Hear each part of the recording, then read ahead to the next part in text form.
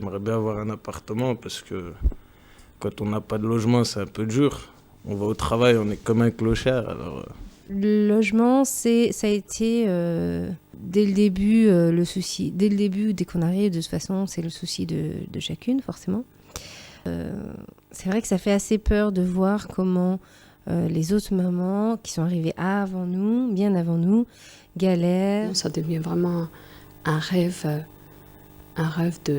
d'être chez soi. J'ai l'impression que j'ai pas d'espoir pour sortir de là, je sais pas. Ça bloque, je sais pas pourquoi.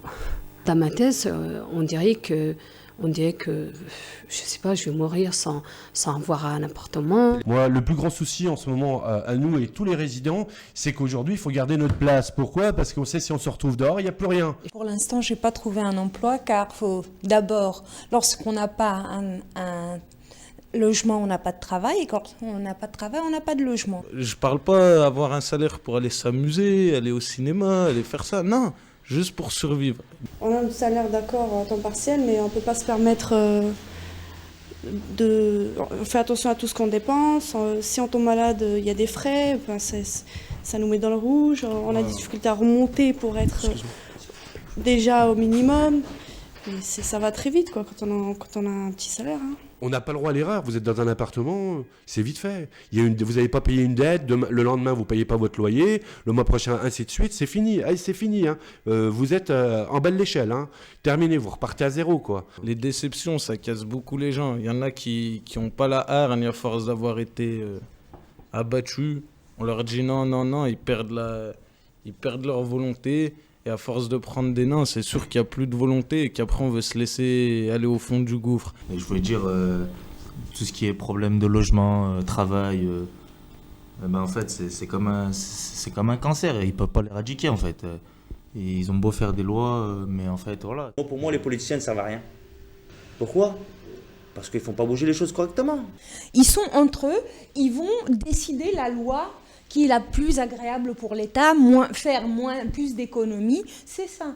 Mais ils ne se mettent pas dans notre situation. À chaque fois qu'on va les voir, on raconte pratiquement toute notre histoire. Donc si ça avance pas, malgré ça, on ne peut pas les toucher autrement, quoi. Sauf en déclenchant des manifestations, des choses qui dérangent pour les faire bouger. Les décisions sont prises par des gens qui ne nous représentent pas, justement. Le truc, ce serait des gens de quartier.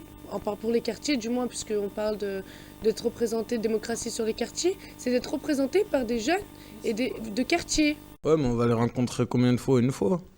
2 fois ? Pour donner notre avis à nous. Mais il y en a plein derrière qui veulent être entendus. Ça sert à quoi ? Moi, j'y vais, je leur serre la main, je leur souris, ils me donnent de l'espoir. Puis derrière, il va rien faire. Ça sert à rien, je préfère même pas les rencontrer. Rester dans votre coin, je reste dans le mien.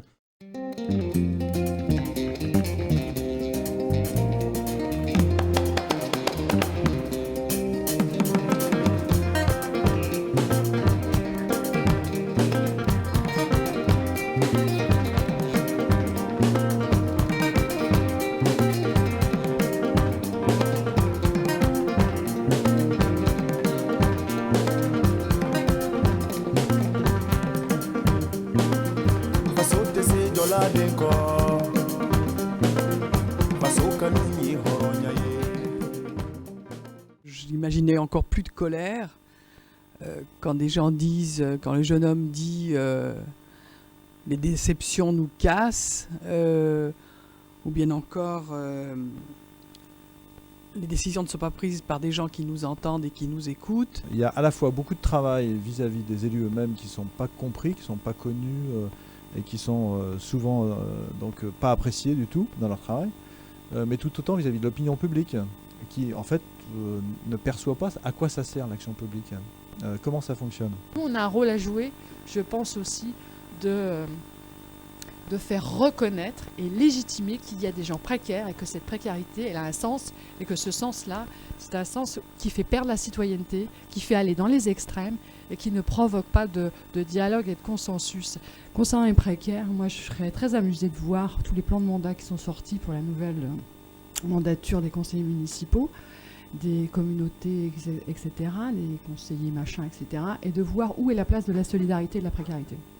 C'est très intéressant. Je pense qu'elle est largement derrière l'urbanisme, largement derrière la voirie, largement derrière un certain nombre d'investissements. Tout le social est anonyme.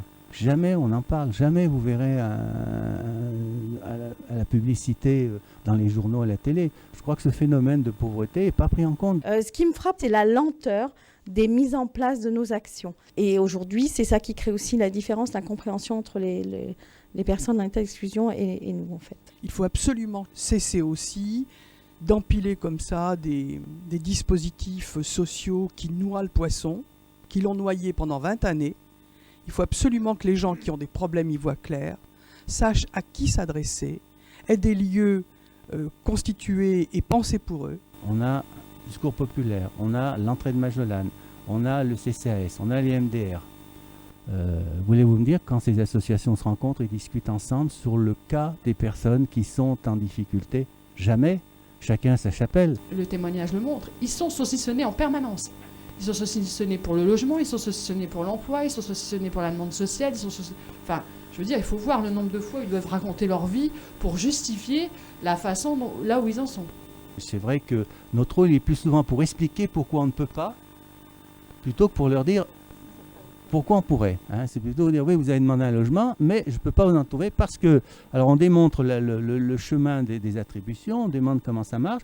Ce qui m'a frappé aussi en y réfléchissant après, c'est la différence de notre langage par rapport à la différence du langage que les personnes en position d'exclusion qui ont été filmés par vous ont pu utiliser. Ils étaient beaucoup dans leur cas, leurs expériences, le terrain, et nous on était beaucoup dans la politique et beaucoup dans le discours, et j'ai trouvé que c'était vraiment extrêmement différent et que j'attends avec impatience notre rencontre pour qu'on puisse finalement parler le même langage. Des citoyens d'un côté, des élus de l'autre. Globalement on est tous des gens du peuple.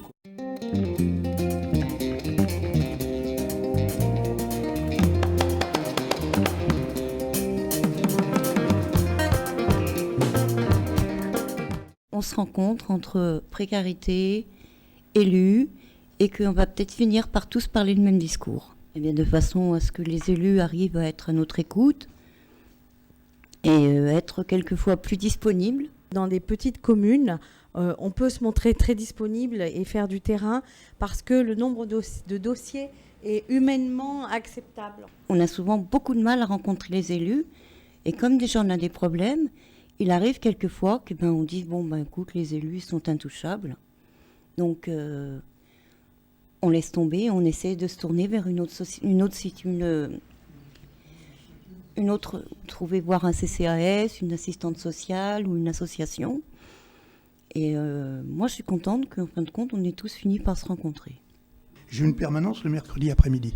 Seulement, s'en occuper, c'est pas que la permanence. J'ai tout un accompagnement, un suivi, je vais voir les enseignantes, les parents d'élèves, etc. C'est tout un travail considérable. On a aussi besoin de vous. C'est-à-dire que si vous ne nous faites pas remonter en fait, les choses, on a des difficultés aussi à voir. Même quand on va sur le terrain, je crois qu'il faut oser venir parler aux élus, qu'il faut oser les approcher. Il faut vraiment encourager tout le monde, tous les citoyens à approcher les élus. On a besoin de la participation de tout le monde pour trouver des issues démocratiques positives à la situation catastrophique dans laquelle nous sommes. On était allé à la région et le sentiment que j'ai eu, c'est de ne pas être écouté. C'est vrai qu'on a eu un peu du mal à suivre, c'est vrai qu'on n'a pas souvent été écoutés, parce que c'est souvent les élus qui ont parlé, et qu'à des moments, on nous a demandé de se mettre en groupe, on s'est retourné pour parler avec des élus qui ne nous ont pas écoutés. Ils ont fait leur salade entre eux, excusez-moi du terme, et puis ça a été terminé. On a le contact de proximité sur le terrain, mais qu'on n'a pas tous les moyens. Et que des fois, les citoyens pensent qu'on a beaucoup de moyens.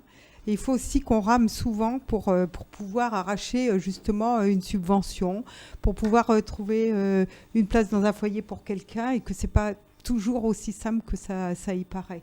Si les élus disent qu'on ne peut pas régler tous vos problèmes, alors que c'est eux qui détiennent le pouvoir, ça me fait peur, moi, personnellement. L'État se désengage beaucoup, il faut quand même qu'on le sache tous les uns les autres. Donc nous, on est là, on court après les subventions possibles, elles se rétrécissent beaucoup en ce moment. Vos attentes, à nous de les traduire au-dessus pour qu'enfin ça arrive en haut de l'État. Et nous, notre rôle, c'est ça, c'est de faire des traductions en fait, et de que ça monte, pour qu'enfin, en effet, on arrête de saucissonner les personnes. Il y a énormément d'associations qui sillonnent autour du social, et on est souvent nous-mêmes perdus un petit peu dans tout ce labyrinthe. Mais je crois qu'il y a un manque de coordination et un manque d'échange avec tous ces organismes. Alors maintenant, on s'est rencontrés entre précaires et élus. Pourquoi ne pas inviter les assos à une table avec nous ? Et en fin de compte, on leur dira, attendez, vous jouez à quoi ? Ok, vous nous aidez, ok ceci, ok cela. Mais vous mettez des bâtons de l'autre côté, ce qui fait que ça ne peut pas véritablement avancer. Parce que sinon, si chacun travaille de son côté, on n'arrivera jamais à rien.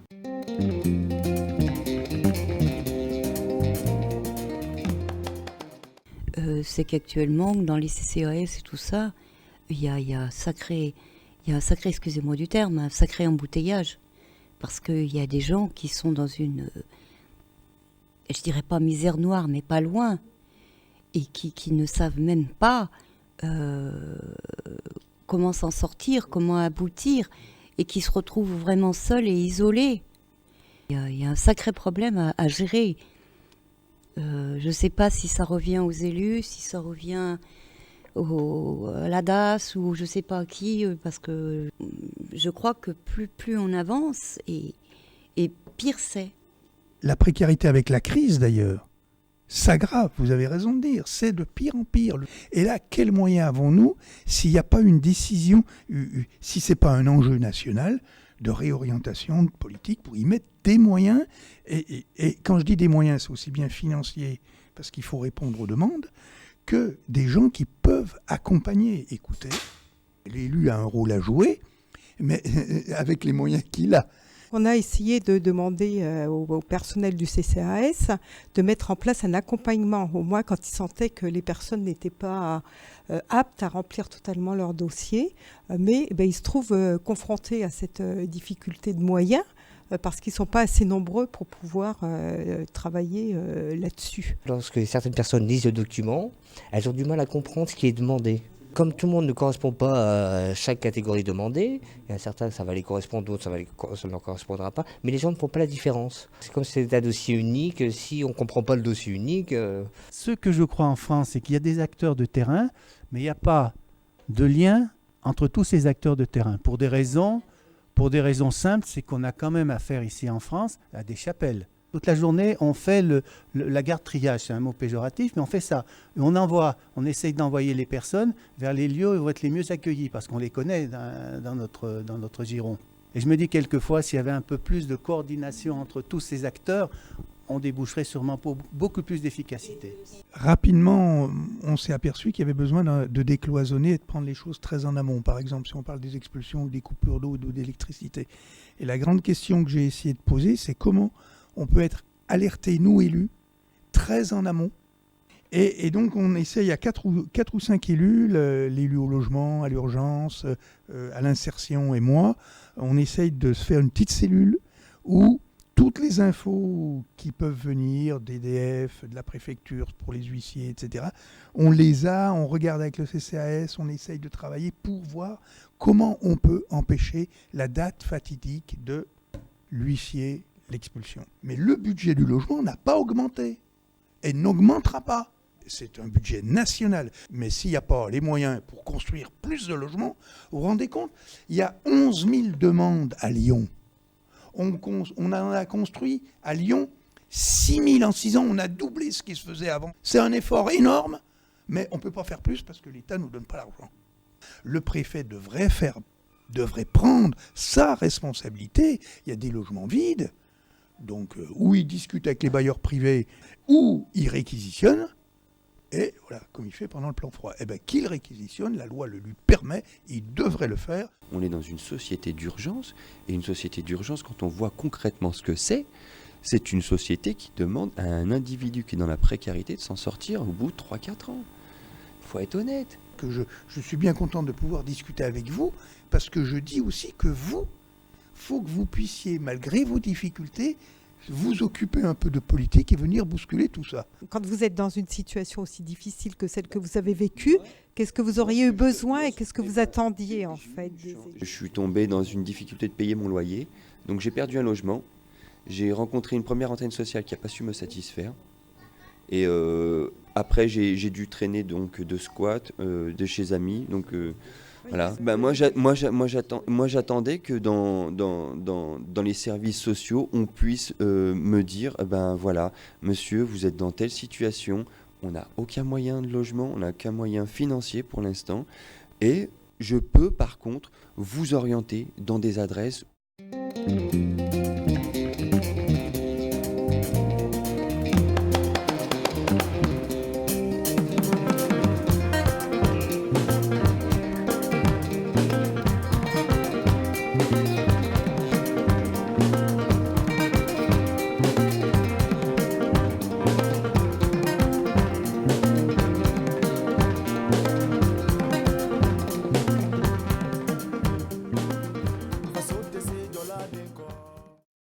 Le rôle d'un élu, effectivement, c'est très vaste, mais c'est aussi très vague. Et un élu, pour moi, c'est l'inconnu. Hein. Parce que, bon, c'est vrai que vous allez voter, vous prenez un nom sur une liste. Mais la personne, vous ne la connaissez pas. Dans votre fonction d'élu, là, vous avez un grand panel. Oui, assez grand, oui, assez grand. Il y a le foyer logement, il y a le pôle senior, il y a toute la partie des aides qu'on peut aider, qu'on peut donner au niveau du CCS. Les élus, c'est ceux qui vont donner, qui vont donner l'impulsion, qui vont voter le budget de la mairie, qui vont faire des répartitions, qui vont prendre des décisions, des choix, etc.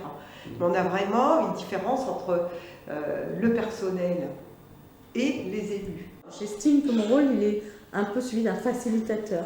C'est-à-dire, bon voilà, c'est la bonne adresse, la bonne personne. Si je vois qu'en effet un dossier n'avance pas à l'OPAC, n'avance pas au Pôle emploi, j'essaie de passer un coup de fil. Et donc on est là pour écouter, prendre en compte, conseiller et essayer de résoudre les problèmes. À la fois, je suis beaucoup sur le terrain et je dois définir une politique sociale, communale, en fait. Hein. Donc une partie sur le terrain et une partie plus politique qui projette dans l'avenir, qui définit des actions à plus long terme. Et en fait, notre rôle d'élu, c'est souvent agir pour que cette administration, elle change, elle devienne plus accessible, elle devienne peut-être plus humaine aussi dans certaines situations, pour que les citoyens, faire le relais entre les citoyens qui n'y arrivent pas forcément et cette administration qui est trop rigide, on va peut-être dire ça comme ça, ou trop structurée ou trop gestionnaire, et puis les citoyens qui n'arrivent pas à franchir même le pas de la mairie. Vous travaillez essentiellement avec le CCES. Votre rôle d'élu, c'est ça? C'est l'ensemble, si vous aimez. Le CCES, c'est quoi? Moi je dis dans l'action sociale, le CCES c'est le cœur de l'action sociale. Il est indépendant, il a un conseil d'administration qui peut obtenir libre choix. On peut décider indépendamment d'aider telle ou telle personne sur ses repas, sur les études. C'est le centre communal d'action sociale, le CCAS. Donc là, on a autant d'élus que de personnes de la société civile. Il y a beaucoup de gens que vous ne connaissez pas et qui pourtant sont dans une précarité, une misère. Il y a beaucoup de réseaux et d'interfaces quand même où les gens peuvent aller. Il y a la Maison du Rhône avec les assistantes sociales, la MDR, donc il faut d'abord aller là. Il y a le CCAS, il faut aller là. Et on vient voir l'élu quand on a le sentiment qu'on se heurte à... En dernier recours. En premier recours, on va voir l'élu, puis l'élu va orienter. Mais s'il y a lieu que l'élu puisse intervenir, accompagner l'action, ben je le ferai volontiers. Comment on fait quand on est adjointe ou même maire de commune pour rencontrer son député, son sénateur? Moi, j'ai pas cette problématique-là. C'est-à-dire que quand on leur fait signe, ils sont présents et ils nous écoutent. Ils ne peuvent pas toujours agir parce qu'il faut fédérer, comme vous disiez, les efforts pour agir, mais ils nous écoutent, ils nous entendent. Ils ont plusieurs fois agi en termes de subventions. Alors, la personne dont moi je suis proche, c'est le conseiller général. Parce que le social, c'est au niveau du département. Travailler avec une grande collaboration avec les services, il n'y a pas de... dans tous les sens. C'est-à-dire que des fois, bon, on a des idées mais qui ne sont pas bonnes. Et le service nous dit, stop, là, il ne faut pas aller dans ce sens-là. Mais c'est normal. C'est normal parce qu'entre l'idéalisme et la réalité du terrain, il y a des pas des fois. Donc je crois que cette collaboration est vraiment positive. Moi, je trouve que c'est quelque chose qui est bien. Sans priver, c'est courir à la catastrophe. Moi, j'ai remarqué qu'il y avait toujours une problématique médicale, une problématique emploi, une problématique juridique, etc. Et moi, je ne savais pas faire. Donc je me suis entourée de personnes de confiance et surtout professionnelles dans le métier, avec un vrai savoir-faire, qui ont participé à ce qu'on pourrait appeler le pôle social. On a une mission, nous on est élus pour cette mission, mais à côté de ça, on fait plein d'autres choses. Et si on reste dans notre microcosme, et si on reste dans notre mairie, et c'est ça tout à l'heure que je voulais aussi aborder, et ben on va pas évoluer. Il faut qu'on aille voir aussi ailleurs. C'est-à-dire aller faire partie d'associations, faire partie de mouvements éventuellement politiques, syndicaux, etc. Qui font qu'on a une vision un petit peu plus large que ce microcosme qu'on connaît. Moi j'ai commencé par l'association des centres sociaux, puisque j'ai commencé à travailler avec eux en 75. Donc voilà, alors vous travaillez dans l'association, et puis après il y a eu un secteur personnes âgées, il y avait d'aide à domicile à cette époque-là, alors vous militez. Et puis tout naturellement, ce qui se passe, c'est que quand vous êtes dans les conseils d'administration, président d'association, ceux qui sont élus, ça se fait comme ça, ceux qui sont élus, quand ils font leur liste, font le tour, ils disent « Oh là là, t'as vu, lui, ou elle, ça serait bien s'il soit sur notre liste. » Alors, téléphone, est-ce que vous l'êtes sur la liste? C'est comme ça que ça se fait. Tout le monde peut être élu. Bah oui, mais les élus sont des gens qui ont rencontré très peu de difficultés scolaires, très peu de... Mais c'est ce que le cadre veut. Oui, c'est ce que le cadre veut. Moi, je ne me coupe pas en tranches. Et donc, ma mission d'élu, elle est très intimement liée à mon militantisme et à mes convictions politiques profondes. Et mes convictions politiques qui procèdent d'un humanisme réel et concret. C'est pas un humanisme idéal et rêvé. Ma conception, c'est de construire une société dans laquelle les conditions du développement des capacités de chaque individu puissent être développées. Je pense que les valeurs personnelles, ses propres valeurs, elles agissent aussi sur notre comportement quand on est élu. Et qu'on ne va pas défendre forcément les mêmes choses en fonction de ce qu'on est. Ce qui est intéressant dans le social, c'est que c'est multiple et varié dans tous les domaines. Ça bouge, c'est pas fixe, c'est pas monotone. Des fois, ça bouge trop même, enfin bon. Ça aussi, c'est un gros avantage. Par contre, pour les autres, l'inconvénient, c'est que là, on a vu au changement quand on s'est représenté aux élections, moi j'avais dit, j'ai quitté le social, je vais faire autre chose. Il n'y a pas un qui a voulu prendre le social, ni une. C'est du corps à corps avec les personnes quand ils viennent nous trouver en disant, bon, j'ai un problème, alors il faut régler ce problème. Des fois, on a des problèmes qui ne sont pas marrants, il faut quand même prendre du recul par rapport à la situation des gens. Moi, il y a des fois, je sors de ma permanence, mais j'ai un cours moral. C'est lourd. Il faut que je téléphone à Nathalie ou à d'autres copains pour le lendemain matin être d'attaque. Parce que d'écouter comme ça toutes les souffrances et toute la misère, bon, donc après il faut se remonter, quoi. Mais quand on a des victoires, Alors là, on rayonne. C'est comme bénévole, hein, être élu ici, on voit à ma place, même le maire, il ne gagne pas des milliers des cents sur une petite commune. Nos moyens, ils sont aussi limités en fait en tant qu'élus. C'est qu'au-dessous de nous, il y a autre chose, il y a des autres élus, il y a l'administration. Il y a des domaines sur lesquels on arrive à agir, mais les domaines, on va dire, des étrangers, c'est le plus complexe. On sent là qu'il y a une espèce de secret, de quelque chose d'assez opaque. Enfin, pas opaque, mais on sent puissant. La CAF, c'est un numéro. Pour la préfecture, vous êtes un numéro, hein. Vous avez un numéro d'inscription. Hein. Ben, la différence avec les élus de proximité, c'est que vous n'êtes pas un numéro.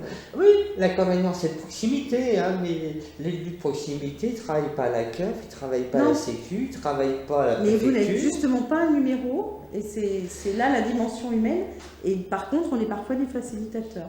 Je suis comme la majorité des gens, j'ai le ministère de l'accueil. C'est-à-dire que quand je rentre dans une mairie, je découvre. Aujourd'hui, on a peur de rentrer dans une mairie. On a peur de rentrer dans un établissement. Si une mairie, elle a gagné pour moi, c'est dans son accueil. Mais si à l'accueil, ça reste très froid, comme il m'est arrivé, moi, de rentrer dans une mairie où tout est exposé, où il y a un accueil, où une dame, pour elle, quand j'arrive et je pose une question, elle a un étonnement. Et ça, c'est quand même la place des élus d'impulser la dynamique. La mairie est un lieu public à votre disposition. Elle est ouverte. Vous avez une question, un problème, un souhait, vous venez et on vous accueillera toujours. Et vous pourrez toujours prendre le temps d'expliquer votre problème.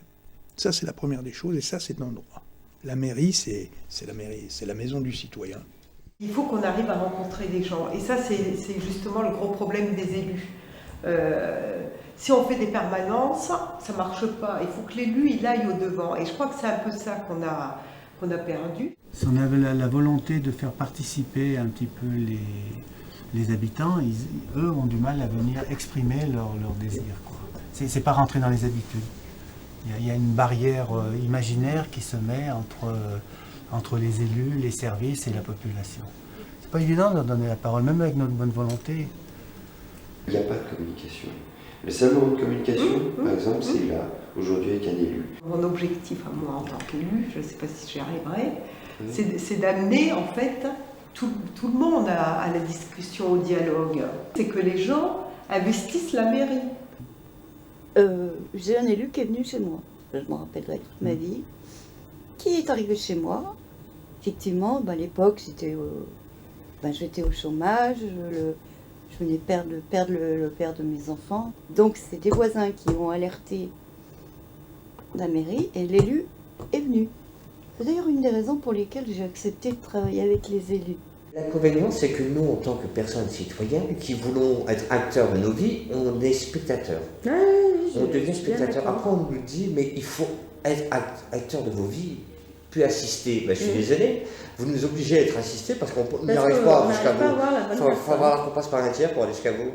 C'est vrai. Il ne faut pas non plus pousser à l'extrême, c'est-à-dire à faire des gens des assistés. Bon, donner un coup de main pour remettre les gens sur rail, oui. Mais après, sinon, ça devient. C'est à eux de se reprendre en main. Il faut toujours que la famille ou la personne fasse le premier pas. Même s'il faut que vous en fassiez 2 derrière ou 3 pour la sortir, mais si elle ne fait pas le premier pas, ne bougez pas. En tant que citoyen, j'ai des devoirs et des obligations envers la République, mais aussi envers moi-même. Donc l'inconvénient, c'est qu'envers moi-même, je ne suis pas libre de les faire. Du moment que vous êtes libre de les faire, mais vous allez comment dire, je vais faire le vous premier pas. À des difficultés je vais faire le premier pas, puis je vais devoir m'arrêter parce qu'après c'est un mur qui n'est pas accessible. Il y a une porte, mais alors j'ai pas la clé. Et j'entends bien. C'est ce qu'on disait, c'est des fois, bon, effectivement, ils savent qu'ils sont en dette, mais ils ont aussi leur fierté. Ouais, mais après c'est l'expulsion. Eh oui, je sais bien. En effet, du coup, on fait un certain nombre de gestes pour vous. Quand on est facilitateur, on fait des gestes pour vous et on vous défait de ce geste-là. Donc il y a du positif et ça amène du négatif. C'est-à-dire on n'est plus complètement entièrement acteur.